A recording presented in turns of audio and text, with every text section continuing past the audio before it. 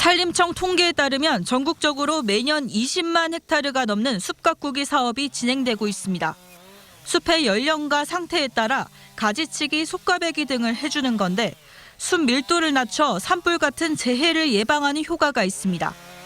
하지만 경북대 김성령 교수는 그동안 이 숲 가꾸기가 제대로 이뤄지지 않아 나무 개체 수가 지나치게 늘면서 산불 대형화를 자초한 것이라고 지적했습니다.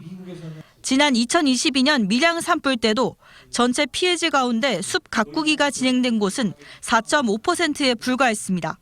숲을 그대로 방치해버린 겁니다. 가혹행위를 하고 있는 거예요, 숲에. 너무 밀도가 높으니까.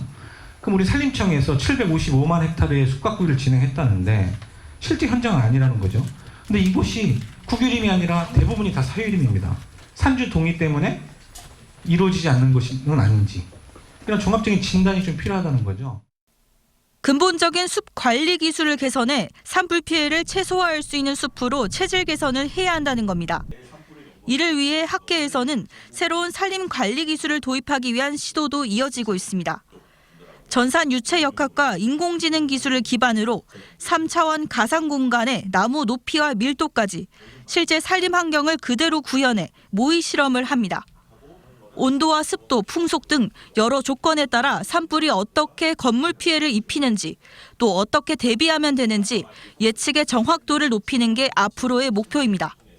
산불이 소나무가 이제 어떻게 분포가 돼 있으면 어떤 속도로 이제 어떤 강도로 이제 퍼진다. 요거를 이제 저희가 이제 가상 공간에서 이제 예측을 하게 되고요. 이격거리가 이제 몇 미터 이상이 돼야 이제 화염이 이제 도달했을 때 이제 그 건물이나 뭐나 이제 피해가 가지 않는다. 이런 의사 결정을 도와주기 위한 그런 이제 연구라고 보시면 되고요.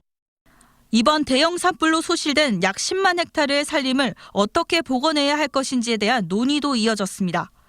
산불에 보다 강한, 즉 내화성 높은 숲을 조성해야 할 뿐만 아니라 과학적인 숲 복원이 이루어지도록 충분한 연구와 모니터링 지원이 필요하다고 전문가들은 강조합니다.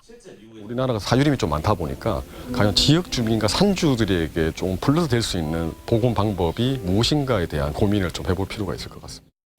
국립경북대가 주최한 이번 연구 정책 포럼은 전국 산림 연구자와 산림청을 비롯한 산림기관 등 150여 명이 모인 가운데 앞으로의 산림 대응을 위한 정책 제언과 연구 논의가 집중적으로 이뤄졌습니다. MBC 뉴스 김서연입니다.